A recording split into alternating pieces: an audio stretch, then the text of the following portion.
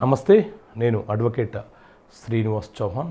మిత్రులారా, మన నిత్య జీవితంలో ప్రతి చర్య కూడా చట్టాలకి అవినాభావ సంబంధం కలిగి ఉంటుంది. కాబట్టి చట్టాల మీద అవగాహన పెంపొందించుకోవడం ఎంతో అవసరం. ఈ వీడియోలో మనము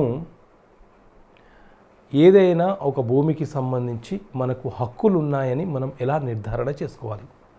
సో మిత్రులారా, ఏదైనా భూమికి సంబంధించి ఆ భూమి మనది అని నిరూపించుకోవాలంటే ముఖ్యంగా 3 అంశాలను మనము గుర్తుపెట్టుకోవాలి. ఒకటి, ఏ భూమి అయితే మన భూమి అని అంటున్నామో ఆ భూమి మన ఆధీనంలో, మన స్వాధీనంలో ఉండాలి.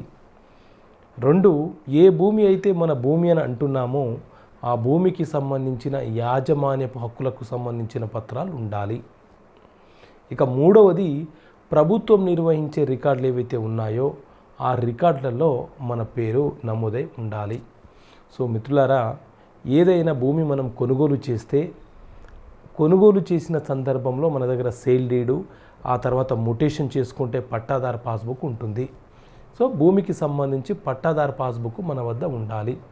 అలా కాకుండా మనము ఏదైనా ఒక భూమి సాదా బైనామా రూపంలో ఒక తెల్ల పేపర్ మీద రాసుకొని కొనుగోలు చేసి ఉన్నామనుకోండి, గతంలో మన పేరెంట్స్, మన పూర్వీకులు కొనుగోలు చేసుకొని ఉన్నారనుకోండి, ఆ సందర్భంలో మన దగ్గర 13B సర్టిఫికేట్ ఉండాలి. 13B సర్టిఫికేట్ ఉంటేనే మనకు పట్టా వస్తుంది.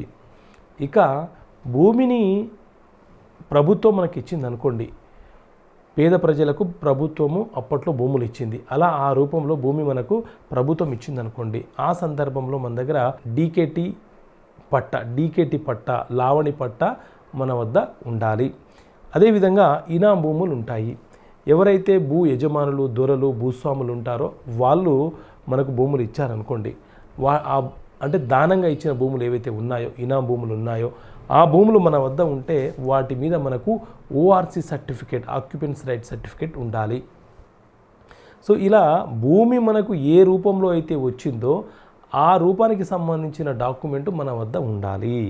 అలా ఆ రూపానికి సంబంధించిన డాక్యుమెంట్ మన వద్ద ఉండి ప్రభుత్వం నిర్వహించే రికార్డులలో, పహానీలో, 1B రికార్డులో, పట్టాదారు పాస్బుక్లో, ఆర్ఎస్ఆర్లో, ఇలా రకరకాల డాక్యుమెంట్లు, రిజిస్టర్లు ప్రభుత్వం నిర్వహిస్తుంటుంది. వాటిలో కూడా మన పేర్లు ఉంటేనే మనకు ఆ భూమి మీద సర్వ హక్కులు ఉన్నట్లు.